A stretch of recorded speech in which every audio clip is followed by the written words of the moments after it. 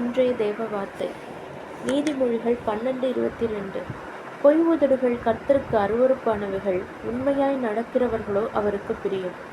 இன்றைய வசனம் தேவனுக்கு எது பிடிக்கும் எது பிடிக்காது என்பதை பற்றி சொல்கிறது.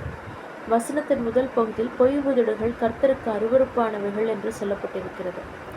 தேவனுக்கு பொய்யர்கள் அருவருப்பானவர்கள். பொய்யின் ஆரம்பமிடம் சாத்தான். தேவன் அவனை ஒரு பகுத்தறியும் உயிரினமாகவும் மிகவும் உயர் பதவியில் இருக்கும் தேவதூதனாகவும் படைத்தார். ஆனால் தேவனுக்கு எதிராக கர்வத்தில் முரட்டாட்டம் செய்தான். அவனுடைய இந்த அசுத்தமான மற்றும் முரட்டாட்டத்தின் பாவத்தினால் பரலோகத்திலிருந்தும் அவனுடைய பதவியிலிருந்தும் தேவனே அவனை வெளியே தூக்கி எறிந்தார். முதலில் ஏதேன் தோட்டத்தில் ஆதாம் ஏவாளை பொய் சொல்லி வஞ்சித்தவன். சாத்தான் தான் பொய்களின் பிதாவாயிருக்கிறான். யாரெல்லாம் அவர்கள் வாழ்வில் பொய் சொல்வதையே வழக்கமாக வைத்திருக்கிறார்களோ அவர்களெல்லாம் அவர்களின் பிதாவான சாத்தானை கனம் செய்கிறார்கள். தேவன் பொய்யை அருவருப்பாக கருதுகிறார். வேதாகமத்திலிருந்து ஒரு எடுத்துக்காட்டை பார்க்கலாம்.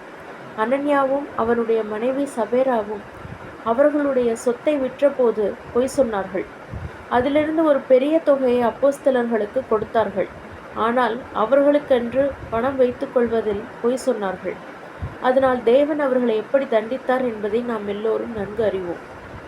பிசாசானவன் அவன் சொல்லும் பொய்களை நாம் விசுவாசிக்கும் போதுதான் தேவனையும் அவர் வார்த்தையையும் விட்டு விலகுகிறார்கள். இந்த உலகத்தில் பெரும்பான்மையோர் சத்தியம் தெரியாததால் பிசாசுடைய பொய்களை நம்புகிறார்கள். அது அவர்களுக்கு சந்தோஷத்தை வாக்களிக்கிறதாய் இருக்கிறது. கள்ள தீர்க்கதரிசிகளும் செழிப்பு உபதேசிகளும் சத்தியத்தை தவறாக பயன்படுத்தும் அனைவரும் தேவனை கனம் பண்ணாமல் அவர்களின் பிதாவான சாத்தானை கனம் பண்ணுகிறார்கள்.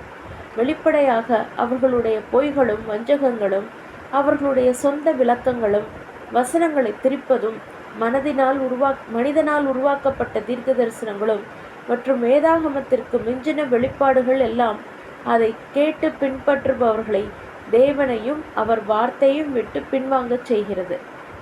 ஆனால் அதை பற்றின அறிவில்லாமல் இருக்கிறார்கள். ஆகையால் இது மிகவும் மோசமான வஞ்சகமாக இருக்கிறது. வசனத்தின் அடுத்த பகுதியில் உண்மையாய் நடக்கிறவர்களுக்கோ அவருக்கு பிரியம் என்று சொல்லப்பட்டிருக்கிறது. யாவே தேவன் ஒருவரே உண்மையான தேவன், ஜீவிக்கிற தேவன், சத்தியத்தின் தேவன். தேவன் நாம் சத்தியத்தை பேசுவதிலும் மேலாக எதிர்பார்க்கிறார். நம்முடைய செயல்களிலும் சத்தியம் இருக்க வேண்டும் என்று கோருகிறார். இது நம் பேச்சிலும் செயலிலும் இரண்டிலும் நேர்மை இருப்பதாகும். நம்முடைய எல்லா நடத்தையிலும் நேர்மையும் சத்தியம் ஆளப்பட வேண்டும் என்று சொல்கிறது.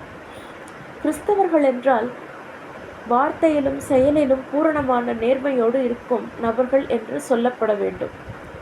தேவன் ஆசீர்வாதங்கள் நேர்மையோடும் நாணயத்தோடும் இருக்கும் மனிதர்களுக்குள் இந்த பெரிய மாற்றத்தை கொண்டு வருகிறது. சத்தியத்தின்படி வாழ்வதுதான் ஞானமாகும். இது தேவனுக்கு விசுவாசத்தோடு இருப்பதாகும். தேவனுக்கு பயந்து ஞானமான மனிதர்கள் உண்மையாக நடந்து கொள்வார்கள். ஏனென்றால் இவர்களுக்கு தேவனுடைய சத்தியத்தை அறிவார்கள் மற்றும் பரிசுத்த ஆவியானவரையும் தேவனுடைய குணாதிசயத்தையும் சுமக்கிறவர்கள். ஆகையால் இவர்கள் அனுதினமும் சத்தியத்திற்காக வாழ்பவர்கள். சங்கீதம் 58:3 மனிதர்கள் பிறக்கையிலேயே பொய்யர்களாக பிறக்கிறார்கள் என்று சொல்கிறது. ஆகையால் கிறிஸ்தவ பெற்றோர்களாகிய நாம் நம் குழந்தைகளுக்கு பொய்யை வெறுக்கவும் சத்தியத்தின் முக்கியத்துவம் மற்றும் பொய் சொல்வதால் வரும் தண்டனைகளை பற்றி கற்றுக் கொடுக்க வேண்டியது அவசியம். தேவ வார்த்தையால் மட்டும்தான் நம்மை சுத்திகரிக்க முடியும் என்று வசனங்கள் சொல்கிறது. உண்மையான கிறிஸ்தவர்களாகிய நாம், உண்மையான விசுவாசிகளாகிய நாம் பொய்களை நிராகரித்து துன்மார்க்கருடைய ஆலோசனையில் நடவாமலும் பாவிகளுடைய வழியில் இல்லாமலும் பரியாசக்காரர் உட்காரும் இடத்தில் உட்காராமலும் இருக்க வேண்டும். இன்றைய வசனம் பொய்யும் சத்தியமும் தேவனுக்கு முன்பாக எவ்வளவு மகத்துவமாக இருக்கிறது என்பதை கற்றுக் கொடுக்கிறது. நாம் எவ்வளவு நேர்மையாக இருக்கிறோம் என்பதை வைத்துதான் தேவன் நம்மையும் அப்படியே நடத்துவார் என்று சொல்கிறது. பொய்களோ தேவனுக்கு அருவருப்பானவைகள். ஆனால் உண்மையோடும் நேர்மையோடும் இருப்பதின் மூலம் நாம் தேவனுக்கு பிரியமாக உள்ளவர்களாய் இருக்கிறோம். கர்த்தர் உங்களை ஆசீர்வதிப்பாராக.